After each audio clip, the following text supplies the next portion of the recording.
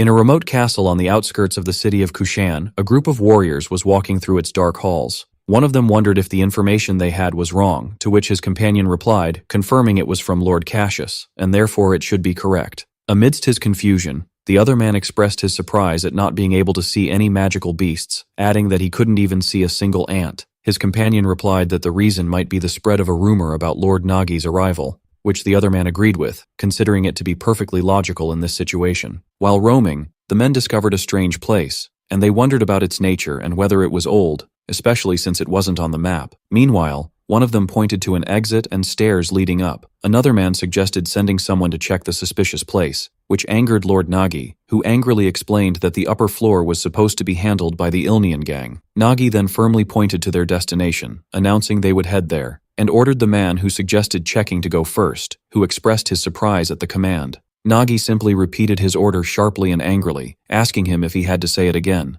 The man immediately complied and went forward, only to discover that the place was completely empty, and he informed his master Nagi of this. But suddenly, and unexpectedly, fierce magical beasts resembling wolves with red eyes appeared and attacked them. The beasts advanced towards Nagi and his group, then suddenly rushed at them, terrifying Nagi. Their misfortune didn't stop there, as all the doors and exits in the place were sealed, leaving them trapped to face the beasts. The men were shocked and stunned, surrounded by a large number of beasts, prompting one of them to shout anxiously, asking what they should do. Nagi reprimanded him, saying that if they wanted to live, they had to fight. He then yelled at his men, calling them fools, and ordered them to go out and confront the beasts. A fierce battle broke out, and the men fell one by one to the sharp fangs of the savage beasts. Just as Nagi was about to meet his end, someone killed the beast that was about to kill him. A new person suddenly appeared and mocked him, asking if he saw himself as a damsel in distress. The surviving man looked up to see the arrival of Lord Lanson, and expressed that his timing was perfect for saving him. With full confidence, Lord Lanson told Nagi to watch him closely as he fought.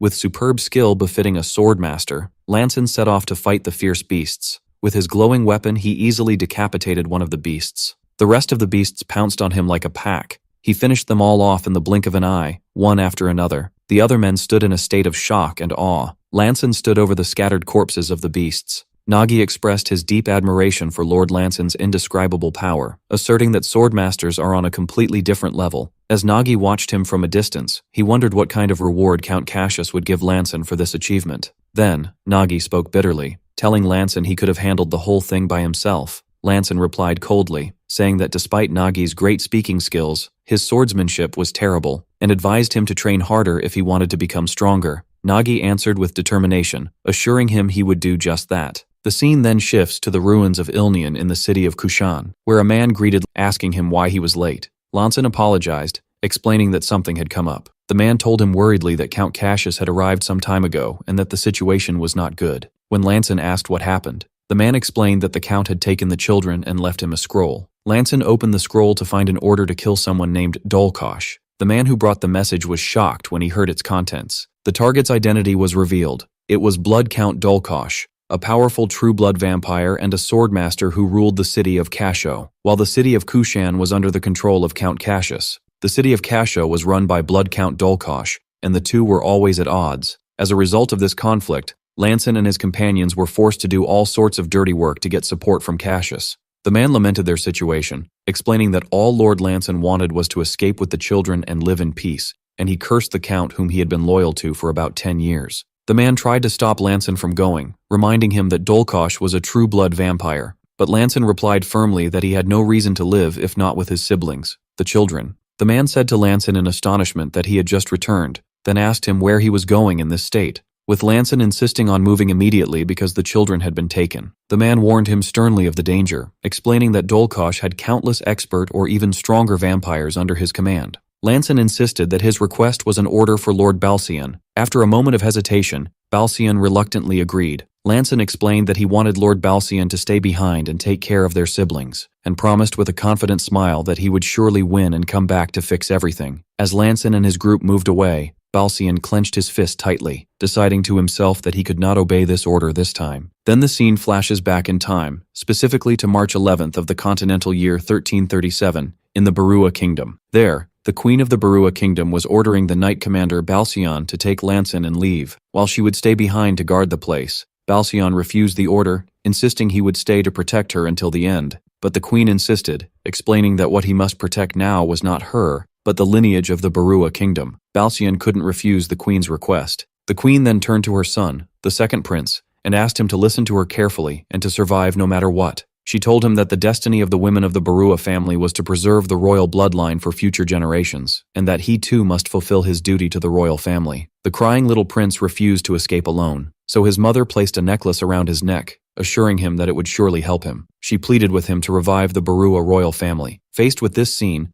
Balsian was moved by the queen's sacrifice, and the knight commander, Balsian, swore that he would serve His Highness the Prince with his life. From Balsian's perspective, he recalls the tragic events, where the capital burned, and he failed to protect the king and queen, only managing to escape with the second prince in his arms. That day was the prince's 13th birthday. The prince, who had witnessed the murder of his parents and brother, merely stared at the burning sky in silence. Thus, the 500-year-old Night Kingdom of Barua was destroyed. Balsian recalls how they avoided the Empire's soldiers and reached the designated escape route, their group consisting of about 20 knights accompanying the young lord and lady, the last of the Marquis family. By April 1st, they successfully crossed the Moxham border and hid aboard a ship, heading from Gloryland to Roverland amidst a fierce storm. On August 23rd of the same year, they arrived in Roverland, a lawless land where criminals and fugitives gathered. Balsian concludes his narrative by noting that 2 months have passed since their arrival in the city of Kushan, and that many knights died on the way, leaving only 12 of them, including himself. Balsian continues his recollection, explaining that those he must protect are His Highness the Second Prince Lanson, the only legitimate heir now, in addition to the last heirs of the dukes, marquises, and counts, and he vows to protect them no matter the cost, even if shame and misery await them. The scene shifts to the city of Kasho, inside the castle of Blood Count Dolkosh. There, Balsian is seen fighting, muttering to himself to hold on a little longer, praying that His Highness Lanson is safe. Balsian reaches the dark throne room, and upon entering the hall, he finds the bodies of the warriors who accompanied Lanson on the floor. Then he saw Dolkosh, stained with blood and a sword embedded in his heart.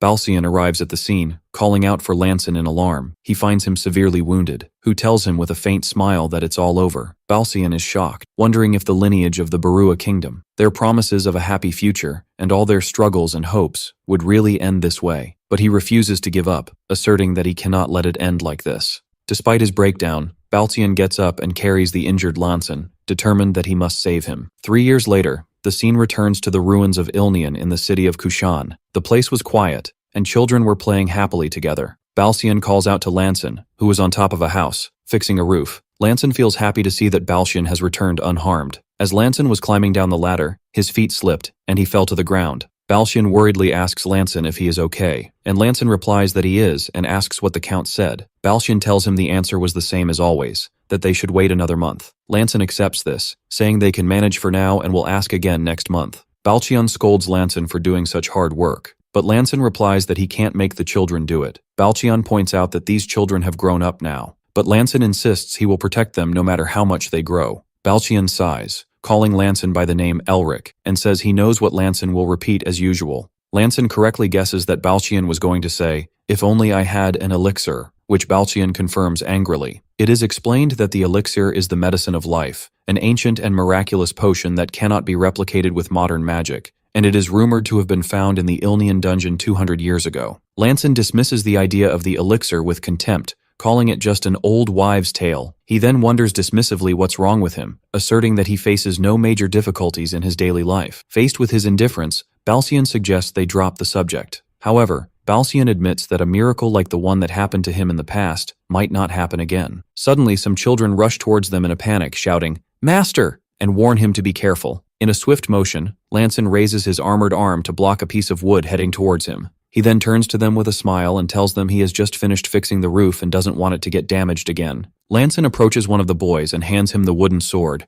advising him never to let go of his sword next time, no matter what. The boy replies in confusion that he was holding it tightly. Lanson then starts teaching him the correct way, explaining that it requires more than just a tight grip. He must support his body with his legs and distribute his center of gravity throughout his entire body. He then asks him to imagine his opponent in his mind. As soon as Lanson starts to concentrate, vivid memories of his bloody battle against Count Dolkosh flash through his mind. The Count lands a powerful blow on him, but the other manages to block it. He recalls how having someone to protect gave him the strength to fight, and his insistence that he could not die. because he had things he must protect. The Count lunged forward with a swift step and with a decisive move, severed Lanson's arm. Unfazed by the pain, Lanson did not retreat and lunged forward, aiming his strike at the Count's neck. At the peak of his flashback, he unleashes his power and delivers a fierce blow to the wooden training dummy, slicing it in half. Balsion and the children stand in shock, Balsion muttering, "Lanson." While one of the children shouts that the master has broken the wooden horse, Lanson snaps out of his trance, looking confused, and apologizes to them, saying he only meant to show them the way but accidentally used too much force and broke the dummy, promising he will fix it later. Meanwhile, another child arrives, running in terror, calling for Master Lanson to tell him something terrible has happened. He explains that it's about Daisy and Cyclone. Immediately, Lanson's expression turns grimly serious, as he gets a bad feeling. Lanson rushes towards one of the buildings, thinking that the thick smell of blood he detects is too strong to be from a simple children's squabble. He bursts into the place calling their names, only to find a young man and a girl engaged in a violent, real sword fight. It turns out the red-haired girl is Daisy from the Ilnian family, and the blue-haired young man is Cyclone from the same family. Suddenly, Nagi, Count Cassius's subordinate, appears, greeting Lanson and mocking his long absence. Lanson asks sharply what's going on, to which Nagi replies with a strained smile that he was conducting an interview. Lanson repeats the word interview in disbelief, and Nagi explains he was testing Daisy and Cyclone, and if they showed some promise, he was thinking of taking them on as his direct followers.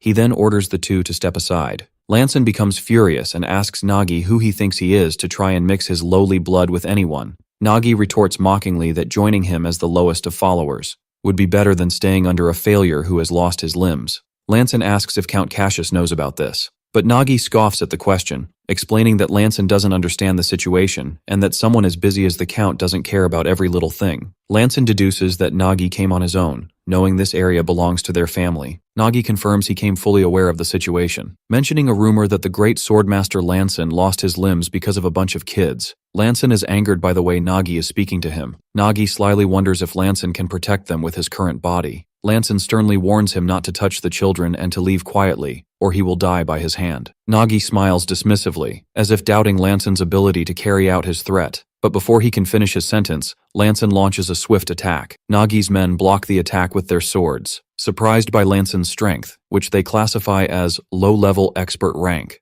Lanson thinks to himself that they are no match for him, and told them not to underestimate a swordmaster. Lanson unleashes his power in a fierce attack, defeating Nagi's men instantly. Nagi stands impressed by what he saw, clapping and saying he's still the same, and that he's amazing. "Brother." Lanson replies that newbies these days know no fear. Nagi asks him not to be so harsh, as his opponent is just a rookie. Lanson notices that Nagi still holds a huge grudge against him, which Nagi initially denies, before his expression turns dark and a sinister, bloody aura surrounds him as he prepares to fight. Lanson realizes he can't prolong the fight in his current state, and decides he must end it in a single blow. He launches a quick and surprising attack on Nagi, thinking he has caught him, but Nagi easily stops him using only the aura surrounding his body. From the force of the impact, Lanson's sword breaks, and Nagi asks him contemptuously why he looks so pathetic, revealing to him that his core has been completely shattered. Lanson is shocked, and Nagi continues his mockery, asking if Lanson thought he wouldn't be able to reach the higher ranks. He then tells him that this is why he insisted on the importance of becoming one of the bloodkin.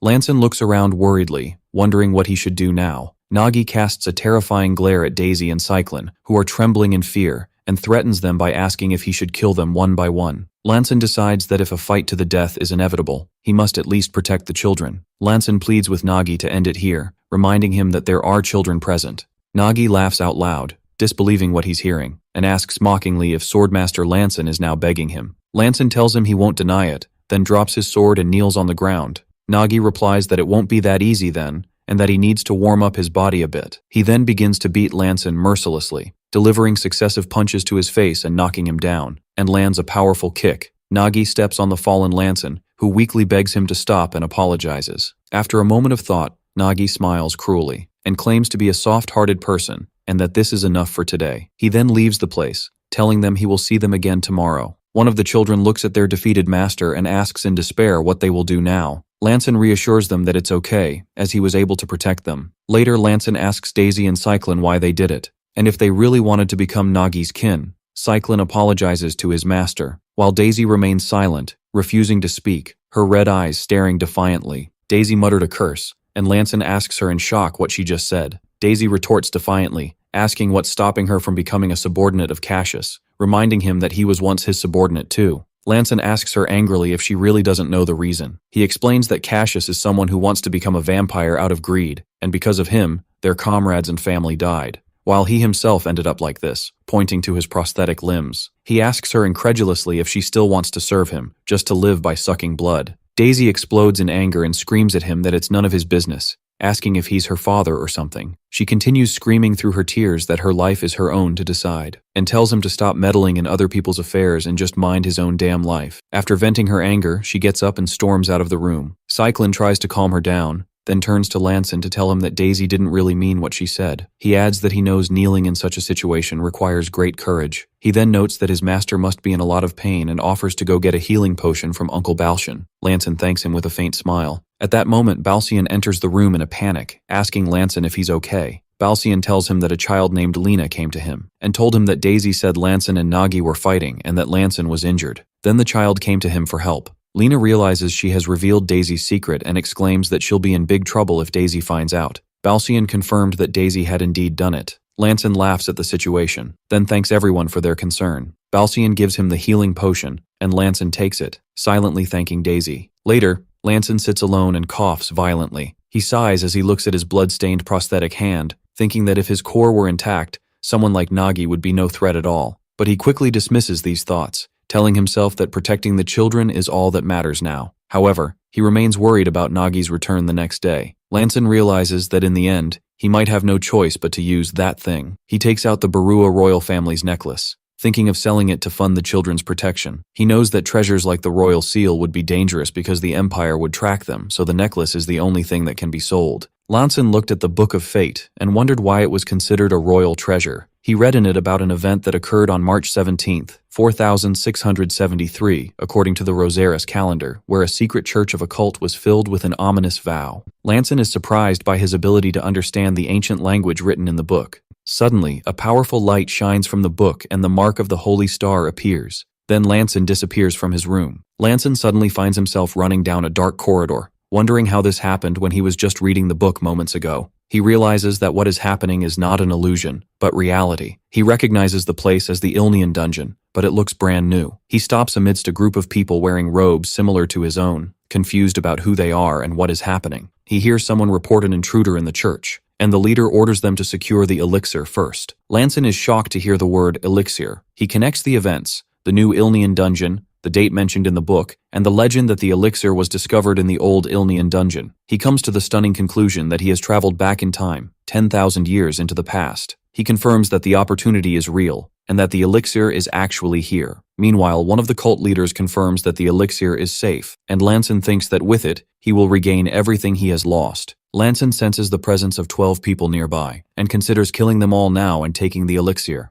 But the cult leader issues an order to search for the intruder in pairs before making the offering. The leader begins to assign tasks, then calls out to someone named Sirwas to go with Ranson to cover the northern passage. Lanson stands frozen in place, wondering how they know his name. He speculates that they recognized him as one of their past comrades, realizing that powerful magic related to the Holy Star caused this outcome, and wonders about the true nature of the Book of Fate. His assigned partner, Sirwas, calls out to him, asking why he's standing there spaced out and urges him to move. Lanson decides for now to play along to gather information and wait for the right opportunity. He then follows Sirwas into the dark corridor. As they walk, they find a woman with golden hair in front of them. While exploring the corridor, Lanson and his partner Sirwas are attacked by an intruder with yellow hair and a glowing purple sword, who cuts Sirwas in half. Lanson notices a strange transparent flash when his sword clashes with the attackers. Lanson manages to block the aggressor's attack, and sees that his own sword is being damaged with each engagement. He notices that the attacker's sword is also damaged,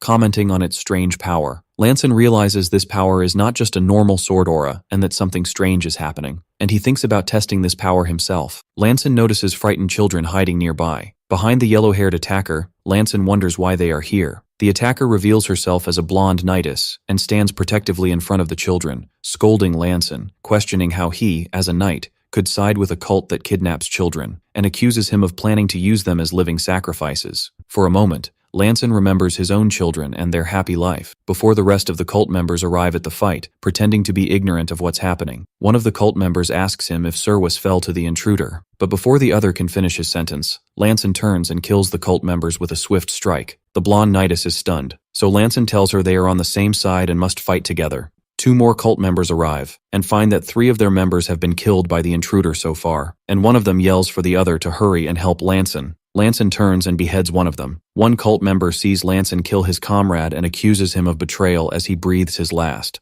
Lanson stands over the bodies and tells the Nidus that thanks to her feigned fight, it was easy for him to kill them. She looks at him, confused, and clarifies that he was attacking her randomly, so she had no choice but to intervene to defeat him. He then tells her to keep helping him in this way. The cult leader Kaltic arrives and sees the scene, commenting on how difficult it is to understand Lanson's character, then asks him directly if he has betrayed them. Kaltic smiles sinisterly, saying that the souls of the 5 who died grieving from the betrayal are not bad at all, and that the chaos contained within the betrayal itself, along with the soul of the noble Nidus, will make their master even more pleased. The blonde Nidus realizes she is facing an advanced expert-level opponent and regrets not calling for support before coming here. The blonde Nidus realized she was at a mid-level expert rank, and facing Kaltic alone was impossible. She decided to initiate the attack first, to give Lanson a chance to strike when an opening appeared in the opponent's defense. The Nidus charged fiercely towards Kaltic, and their swords clashed violently, but Kaltic easily blocked her attack and kicked her forcefully, sending her flying backward. The Nidus charged again and aimed a blow at him, but he easily dodged it. With a sinister smile, Kaltic prepared to deliver another blow, leaving the Nidus in shock at his immense power. At that crucial moment, surrounded by a blue aura, he moved with incredible speed. Lanson intervened,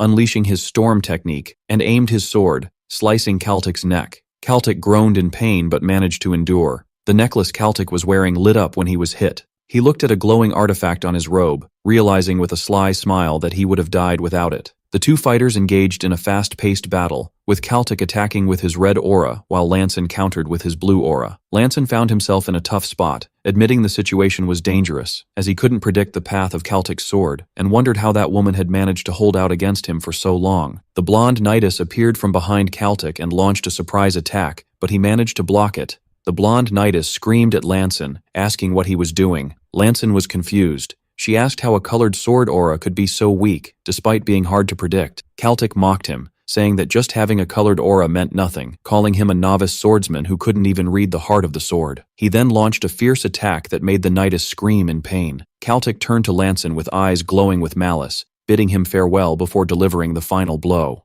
Kaltic's insult enraged Lanson, who remembered his past serving under Count Cassius and how he had reached the rank of swordmaster, considered a strategic weapon. As blood trickled from his mouth, Lanson challenged his opponent to see if his true power was also that of a novice.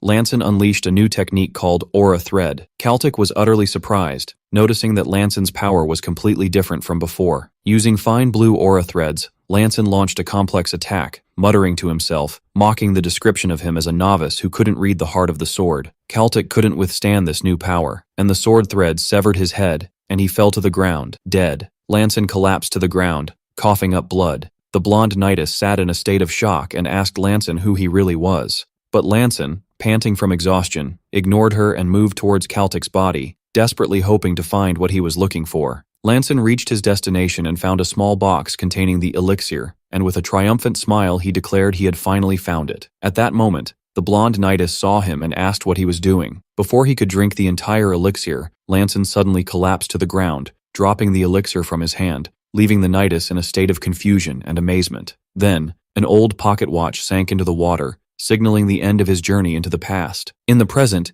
Daisy was anxiously wondering where Lanson was, whom she called brother. Daisy felt deep regret, and asked Balsian if he had seen Lanson, explaining that she desperately needed to apologize to him, but Balsian didn't know his whereabouts. Hoping to find him, Daisy went to Lanson's room, thinking he might have returned, but when she opened the door, she was violently shocked by what she saw. She found Lanson lying on the floor, unconscious and covered in blood, and she screamed his name and ran towards him. Later, as Lanson lay in his bed, Balsian asked Daisy to let him know when he woke up, and she assured him she would stay by his side. Daisy sat watching him, thinking sadly how he had been the strongest among them all, but had become weak because of them. She felt so ashamed that she wished for death every time something bad happened to him. Suddenly, Lanson woke up gasping, looking at his prosthetic hand in a panic, and remembering that he had only drunk half of the elixir. He sat up in bed, wondering if it had all been a dream, only to discover he was indeed back in his room. Daisy looked at him worriedly and asked what had happened, why he had suddenly disappeared and returned covered in blood. But Lanson just stared at her silently, prompting her to ask why he was looking at her so strangely. With a slight smile, he asked if she had just called him brother. Daisy's face turned red with embarrassment and she denied it, but Lanson pointed out that her eyes were red and swollen, wondering if she had been crying. He then asked jokingly if she was that worried about him, to which she angrily admitted she was, and asked if it was wrong to worry about him. Lanson thanked her and patted her on the head, and Daisy mumbled that she wasn't a child anymore. Lanson smiled, thinking how long it had been since he had teased her like that. Suddenly he felt dizzy and almost fell. He groaned in pain, and Daisy rushed to help him, calling his name anxiously, but he reassured her it wasn't painful. Lanson touched his face, his eyes wide, realizing what had happened was not a dream, but real, and that he had thought one sip wouldn't be enough. Daisy noticed the change in his body, and his prosthetic parts began to fall off one by one. Lanson announced that he had returned, leaving Daisy in a state of complete shock, but his body couldn't handle the sudden change, and he collapsed to the ground again, as Daisy called his name in terror. When Lanson awoke, he found the children gathered around him in awe, disbelieving that his limbs had grown back. Lanson opened his eyes to see Balsian, Daisy, and the others staring at him in shock. Balsian asked him how this miracle happened and what exactly befell him. Lanson calmly replied that he drank the elixir, which startled Balsian, who cried out, asking if he meant that legendary medicine, one sip of which cost more than $50,000. Lanson asked them to wait because he wanted to confirm something first. Lanson stood up, and Balsian anxiously asked if he was all right and able to move. Lanson reassured him, saying he was fine, and although he might need some rehabilitation, it was okay. He then asked Balsian to accompany him for a moment, to which the latter reluctantly agreed. Lanson led Balsian to an ancient stone altar and told him he was sure there was another elixir on it. Balsian looked at the destroyed place and asked Lanson what happened, to which Lanson replied that he too couldn't believe the situation. Lanson explained that this was why he wanted to check. Lanson remembered that during his journey in the past, the guards were strangely concentrated in this place, and he concluded that this altar was the key to a secret room. As soon as he placed the key in it, a magical circle lit up, revealing a secret entrance. Both were astonished by what they saw. The room was a treasure trove filled with gold coins worth thousands of dollars, in addition to ancient artifacts, swords, shields, and magical tools. Balsian couldn't comprehend what was happening and asked Lanson how all of this, in addition to his regenerated limbs, could be explained. Lanson replied that he too couldn't believe it, then revealed the shocking truth that he had visited this place 10,000 years ago. Balsian was utterly shocked. Lanson confirmed at that moment that his time travel was real, and he realized that if the power of the artifacts he possessed wasn't for one-time use, and if he could return to the past again and again, he would be able to achieve anything. Lanson then turned to Balsian and told him there was something he had to do first. Meanwhile, Nagi was relaxed, believing this was the true life, and wondering what kind of fun awaited him today. He decided to go see Lanson, whom he described as the wreck. But upon reaching the room's door, Nagi was surprised to see Lanson standing before him. Nagi asked him if he had come out to meet them himself, then wondered in shock how his arms and legs had returned. Nagi panicked and ordered his comrades to flee and inform their master that Lanson had regained his core. He ordered them to disperse and go as quickly as possible. But before they could escape, Lanson drew his sword and launched a swift and powerful attack on them. Before the attack struck Nagi, it split into two, hitting both his comrades as they tried to flee. Nagi looked on in shock, wondering how this could happen. Lanson used his aura threads and rushed towards him. Nagi regained his composure and scoffed at Lanson, noting that he was using aura threads and not a full aura blade, and concluded that this meant his core hadn't fully recovered yet. Lanson retorted defiantly, asking, "And what of it?" Lanson ordered Nagi to receive his attack, and Nagi arrogantly declared that he was no longer as he was 3 years ago, but was now blood-kin to the Count and of noble class. Nagi boasted about his superior body and his regenerative ability that prevented him from dying, which grew stronger when combined with his vampire-like aura. With full confidence, Nagi unleashed his powerful red attack, believing he could defeat even a swordmaster. But the next moment, Nagi found himself in absolute shock. The attack avoided his sword, then bounced back at him and severed his head. His severed head fell to the ground, and his body began to evaporate like vampires when they are killed. Lanson thought to himself that although his core had recovered, he still needed to reassemble his scattered aura. Later, during their discussion, Daisy asked Lanson if it was true that he had traveled to the past after drinking the elixir. Lanson confirmed her words, explaining that he had time-traveled using the royal treasure of the Manhwa family. Balsian asked him if he could return to the past again, to which Lanson replied that he didn't know, as the treasure hadn't shown any reaction since then, and he didn't even understand how the book sent him to the past in the first place. A young woman named Sia Milan, heir to the Ilnian family, intervened, saying that if the treasure was an artifact from the age of magic, it might be possible. Lanson wondered how divine power could be contained in such a small thing. Daisy raised a logical question about the elixir discovered 200 years ago, pointing out that if Lanson had drunk it 10,000 years ago, it couldn't have been discovered at a more recent time. Lanson suddenly realized the truth, concluding that the reason was that he had only drunk half of the elixir bottle before his return. Lanson asked Balsian if there were any records mentioning that only half of the elixir was found, to which he replied that he had never heard of the exact quantity found. Lanson concluded that there was no way to know if the entire bottle was supposed to be discovered, or if history had changed because he drank half of it, leading to only the remaining half being discovered. Sia commented that what was certain was that if he could return to the past again, his actions there could change the entire world. Sia asked Lanson what he wished to achieve if given this opportunity. After a moment of thought, Lanson declared that his first goal was to avenge his parents and siblings whom he lost overnight, and his second goal was to fulfill his duty as the last member of the royal Manhwa family. Lanson continued, explaining that his ultimate goal was to restore the Manhwa kingdom, but before that, Count Cassius must die. Lanson remembered how in the past he had believed that submitting to the Lord of Kushan would ensure the safety of his family, but he realized too late that happiness borrowed from others could never be safe. Sia Milan warned him that Count Cassius was a powerful adversary. He was already a swordmaster, and no one knew how powerful he had become after absorbing Dulkash's pure blood. Lanson insisted that this was not optional, as a madman like Cassius might do anything if he discovered that he had recovered. For this reason, he assured them that it was a battle he could not avoid. He then reminded them that the tax report due to the Count must be submitted within 3 weeks, and that they must settle this matter before that deadline. Lanson isolated himself to train alone, trying to master the swordsmanship style used by the cult leader 10,000 years ago. He recalled that harsh, unyielding style, and that sharp, piercing aura. The cult leader's sarcastic words echoed in his mind, that he couldn't even read the heart of the sword, and that he was just a novice swordsman. But now, Lanson understood the true meaning of those words. It wasn't about talking to the sword, but about him and the sword becoming one entity. With this new realization, Lanson became certain that the power he faced in the past was definitely not an ordinary aura. His training was interrupted by Daisy's arrival, shouting that something terrible had happened, and that it concerned Count Cassius. Meanwhile, in the Count's castle, one of his men informed him that he had invited Lanson's family to the castle in 3 days. Count Cassius replied that he had waited long enough for the nobles of the Manhwa kingdom, and that the time had come to use them as sacrifices. Lanson and his companions gathered to discuss the sudden invitation that came 3 weeks before the tax report was due.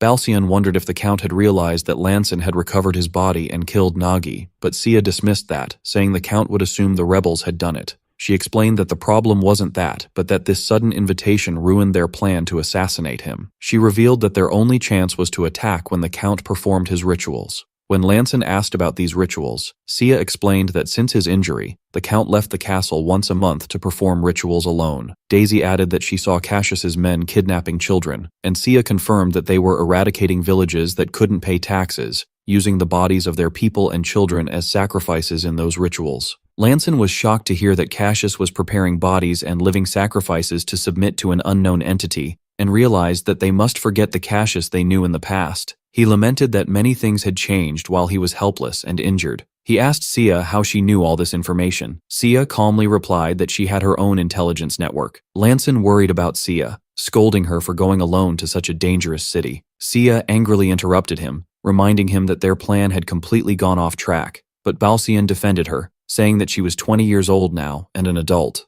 Daisy anxiously asked Lanson if he was truly capable of eliminating Cassius. Lanson firmly replied that he must do so, and that he had a real chance with this sword in his hand. Balsian immediately recognized it, explaining that it was the king's sword. Lanson explained that this blade was made of silver steel that fell from the sky and was forged with aura, and that corrupted beings like vampires could not withstand it. Sia announced that she would trust him and jokingly added that if they failed, they could die together. Lanson was angered by her pessimistic words. After claiming she was joking, she returned to seriousness, saying they needed another way to kill the Count. Lanson concluded the discussion by saying that their current plan, despite its danger, was their only option for now. Then the scene shifts to a quiet village called Luera. The children were playing happily, comparing the sizes of the mushrooms they had gathered, and one of them ran excitedly, suggesting they measure them when they returned home. But suddenly, without warning, fire erupted in the village. The children stood in terror and bewilderment, wondering what was happening. The village was brutally attacked by soldiers wearing armor and skull-like faces, who savagely massacred the villagers and placed the bodies they had killed in carts.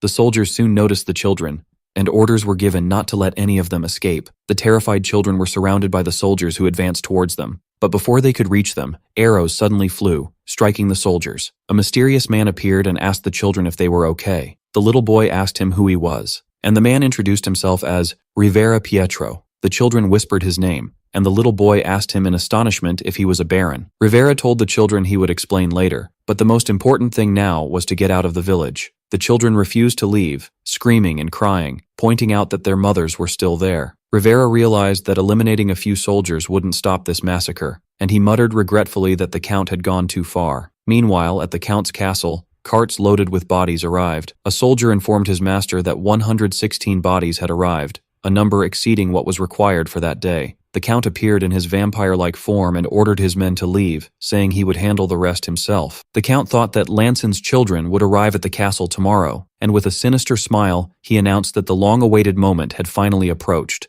The Count began performing his rituals, drawing strange energy from the bodies. But he suddenly felt something suspicious and pulled the cover off one of the carts. The Count was surprised as he was caught off guard by an unexpected attack. Returning to a previous scene, Sia was explaining her plan, saying that according to her information, the bodies from Luera village would be loaded onto carts that day. She asked Lanson to pretend to be a corpse and sneak into one of those carts. This way he would be transported directly to the Count, and he had to suppress his energy until that moment, then strike him when he was unprepared. Indeed, Lanson found himself facing the Count, who was surprised to see him, and mockingly asked what brought him without warning. Lanson realized it wouldn't be easy. The Count congratulated him on his recovery, wondering if he had found an elixir. At that moment, Lanson realized that strategy had taken him as far as it could, and now he had to fight and win. The Count prepared for battle, expressing his hope that Lanson would show him some magnificent despair. Lanson focused all his senses, feeling that he could now read the heart of the sword. Lanson launched a swift attack, while the Count unleashed massive blows of red energy. Lanson narrowly dodged the attacks. The Count gave him no chance and rushed at him with terrifying speed, ending up in a fierce clash with Lanson, who tried to retreat again. Lanson gathered his sword aura, then unleashed a furious attack towards the Count. The Count admitted that Lanson's strike was impressive, and that if his aura had been a little weaker, his head would have flown off. He then added with a sly smile that this skill was what he expected from someone from the Manhwa kingdom. Lanson was surprised that the Count knew his identity, and the Count confirmed that he must be the second prince of Manhwa, whose body was never found. The Count described Lanson as a rare discovery, and told him that if he offered his precious soul as a sacrifice, he would surely be able to fulfill his heart's desire. In response, Lanson launched another attack, but the Count easily blocked it, saying his attempts were futile and his sword could not penetrate his aura. Lanson's eyes blazed with focus, and his blue energy clashed with the Count's red energy in a massive explosion. Elsewhere, Rivera Pietro had gathered his men, who asked him why this sudden summons. Rivera replied that he had received intelligence indicating that something extraordinary was about to happen. One of Rivera's men asked about the nature of the intelligence he received. Suddenly, the men saw a huge flash of energy on the horizon and wondered in terror what it was. They recognized the red blade's glow as Count Cassius's aura, and wondered who was fighting him. Rivera looked through binoculars, wondering who dared to do such a bold thing, and when one of his men looked, he recognized the other fighter in shock, whispering the name Lanson. The other men didn't believe it, and wondered if Lanson had truly recovered. Rivera remembered Sia's warning that he was given his last chance, and that this chance would not be repeated. Sia urged Rivera to take his time and decide whether to seize the opportunity or let it go and reap lifelong regret. Meanwhile, Rivera was consumed by doubts, wondering if Lanson was truly capable of killing the Count. He thought that although they were a rebel army, the best they could do was save a few children, and joining Lanson now meant sacrificing all their lives. One of his men asked him if they would just stand by and watch. Rivera made his decision, announcing that they must do something, then implicitly apologized to his men for the danger he would expose them to. Back to the battle, Lanson and the Count were exchanging blows. Lanson was preparing to deliver another blow with all his might. Lanson shouted as he unleashed another attack. The Count was surprised by the attack, which managed to hit him, causing his neck to bleed. In a fit of rage, the Count cursed Lanson, who was barely holding himself together from exhaustion. The Count admitted, clutching his wound, that Lanson's swordsmanship was truly magnificent, and that he might be able to penetrate his defense someday, but only if he could reach him first. Then the Count summoned an army of his vampire followers to attack Lanson. An army of vampires rushed towards Lanson. Lanson found himself surrounded by an army of vampires, and felt frustrated because he had planned to face the Count alone after sneaking in among the corpses. Lanson realized their numbers were endless, and that at this rate, he would collapse from exhaustion before he could reach the Count. One of the vampires launched an attack towards Lanson, but he easily dodged it. Lanson resolved to quickly finish off these followers, but before one of them could reach him, a silver arrow pierced him. The vampires wondered in shock about the source of the aura-infused silver arrow, while the Count angrily wondered who dared to interfere. Rivera Pietro appeared, holding his bow, and he was not alone. Salzarin also arrived,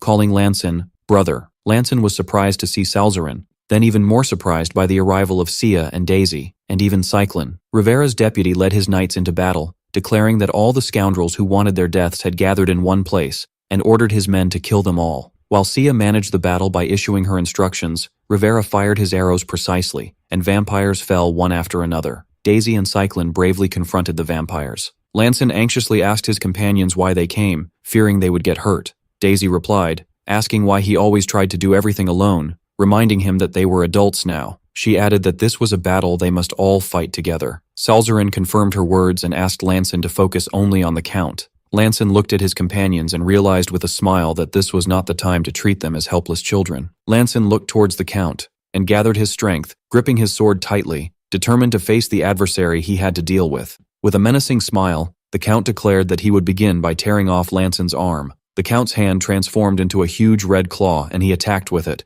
but Lanson countered the attack using a necklace that unleashed a powerful golden barrier. The barrier exploded, throwing the Count back, who looked in shock and astonishment, wondering what had just happened. The Count was stunned when he realized the explosion had taken his hand. Lanson shouted at him, explaining that it was the protection necklace. Lanson looked at the shattered necklace in his hand, explaining that it was an artifact he found in the ruins, and while he regretted breaking it, it served its purpose. Lanson explained that after an all-out attack, a gap always appears in the defense, and that gap was the perfect opportunity for his trump card, which he had not yet revealed. Lanson focused all his energy, uniting his heart with the heart of the sword, and unleashed a massive whirlwind of blue energy. The Count roared in anger, unleashing his red energy, vowing that Lanson would be the one to die here, then struck at the whirlwind. However, the whirlwind absorbed the attack without being affected. With the violent and continuous attack, Lanson managed to create a crack in the aura protecting the Count's neck, and through that gap, Lanson delivered his decisive blow. The Count fell to the ground, taking his last breath, wondering in bewilderment if what hit him was the soul blade. Lanson replied that he only tried to blend the ancient sword energy with the aura blade,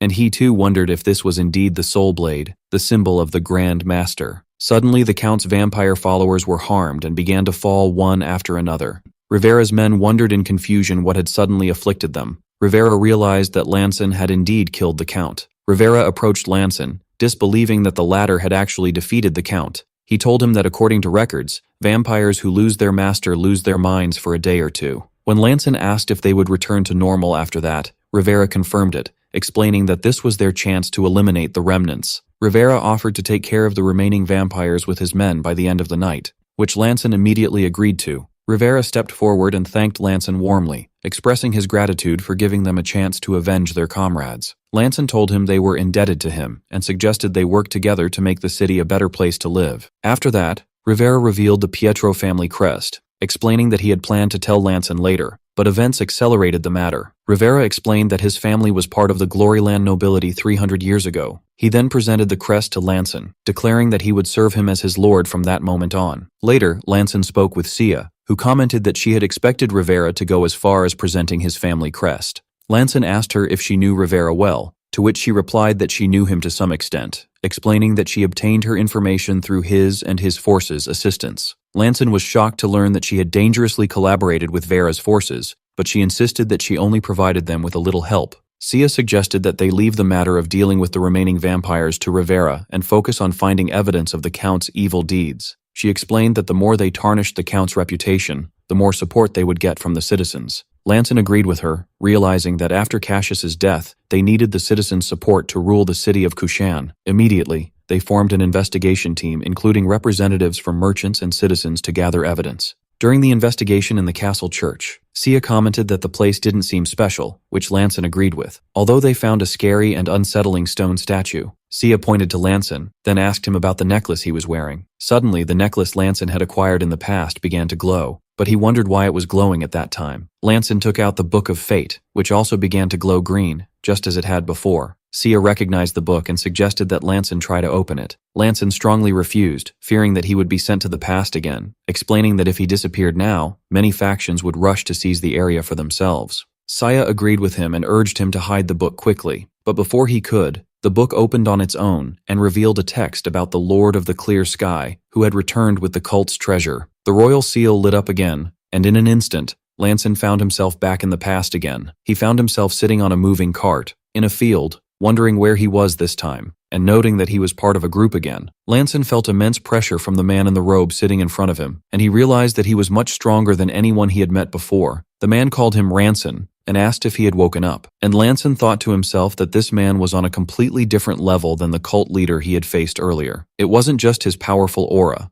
The mana energy in the entire area was swirling around him, something incomprehensible even for a Grand Master. The man told him that he had met him by chance and taken him as his disciple, and Lanson realized that this was his role in this past, the disciple of this mysterious man. Then one of the escorts asked his master when he had taken this boy as a disciple, and he replied that the master himself had taken an interest in him and accepted him a week ago. The master confirmed the matter, explaining that he had indeed brought him a week ago, and wondered how strange this meeting was, as if divinely ordained. Lanson was puzzled by this man and his attitude, which was completely different from that of the cult members who treated him as one of them without concern. The man introduced himself as Grand Duke Lathina Celsius and explained that eliminating cult members had been his long-time wish. He then turned to Lanson, addressing him as Ranchan Van Roa, and reminding him that he had become his disciple a week ago. He told him that they were now on their way to his castle, where he would receive his teachings. Lanson wondered why the Duke was explaining the situation to him in such a gentle manner, while the Duke expressed his eagerness to achieve their aspirations together. Suddenly, a disturbing thought crossed Lanson's mind, and he wondered if the Duke had discovered his true identity. Realizing that the whole matter was extremely strange, although the Duke treated him with unusual gentleness, Lanson suspected that he might know something. Meanwhile, the other Lanson expressed his pride in accompanying his master on this journey. Lanson decided to test the Duke, asking him if he was truly sure of his decision, especially since he didn't even know who he truly was. The Duke agreed that the matter was indeed strange, but added that there was one thing for sure, which was that if what was happening now aligned with his goal, then perhaps this was something he had agreed to long ago. Lanson didn't understand what the Duke meant, and the Duke explained that he didn't know for sure, and that it was just a feeling he had. Lanson stood silently, wondering about the meaning of the word feeling in this context. He felt that this situation was almost driving him crazy, and he wondered in confusion what on earth was happening. The cart continued on its way until they finally reached a massive castle made of glowing steel, and Lanson wondered how he ended up in this place and in this strange way. The Duke told Lanson that this was the city of Knights,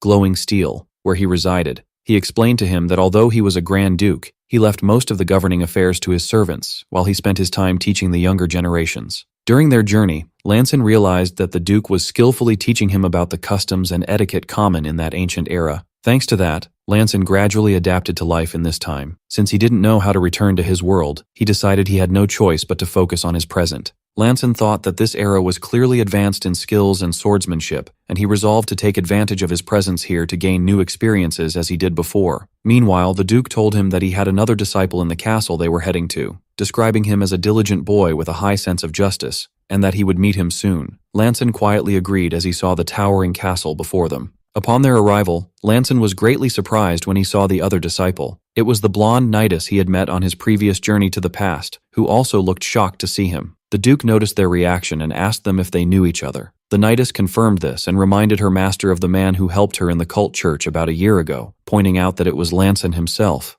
The Duke remembered the story he had heard about a man who used a strange swordsmanship technique. The Duke expressed his pleasure that they already knew each other, then told the knightess that Lanson would be her junior from now on, and asked her, as his senior, to guide him well. The knightess was shocked by this request and wondered about him being her junior. The Duke justified his decision by saying that he had already taken Lanson as a disciple, but he had been very busy recently, and for this reason, she would be responsible for teaching him for the time being. After that, the Duke excused himself to enter first, explaining that he had matters to discuss with the sorcerers inside. Lanson couldn't believe what happened, and thought how strange it was that they met again in this place, and that she was the Grand Duke's disciple. Lanson tried to greet her and extend his hand, expressing his pleasure at their reunion, but she sharply interrupted him, asking what he thought he was doing. She then scolded him and asked if this was the proper way to greet someone of higher rank. Lanson was surprised by her strictness and discipline. The knightess seriously told him that regardless of the life he had lived so far, from this moment on, they were the master's only two disciples. She asked him if she was wrong, and Lanson had no choice but to admit that she was right. She continued that in order not to bring shame upon their master, they must pay attention to every action they take. She emphasized the need to always maintain an elegant appearance and proper conduct. She then began to scold him about the details of his appearance, asking when he had last polished his shoes, pointed out that his cloak was hanging crookedly, and criticized his messy hair. She concluded by saying that walking around with such an appearance made him no different from a bandit. The knightess noticed Lanson glancing at her hair, and angrily asked him why he kept looking at it. Lanson sarcastically wondered how she could lecture him with her hair styled like that. She then gently touched her hair, and Darrell became extremely flustered. She ran away in embarrassment, while the other knights whispered that she always found a flaw in others' actions, which made Lanson smile quietly. Later, in the training ground, the knightess formally introduced herself as Yuden Serum. She explained that she was a knight of the Grand Duke's personal guard and a member of the Horizon Knight Squad. Yuden admitted that Lanson might be stronger than her, but she added that their master told her he was still unable to properly control his sword energy. She added that swordsmanship is something that must be learned through direct combat. Yuden drew her sword and invited Lanson to draw his, declaring that it was time for the senior colleague to teach her junior the fundamentals of swordsmanship. Lanson realized that this was the real reason they came to the training ground, but Yuden insisted that it had nothing to do with her venting her anger due to her previous embarrassment, and asked him not to misunderstand. Lanson quietly agreed and drew his sword, thinking that words were unnecessary in front of swords.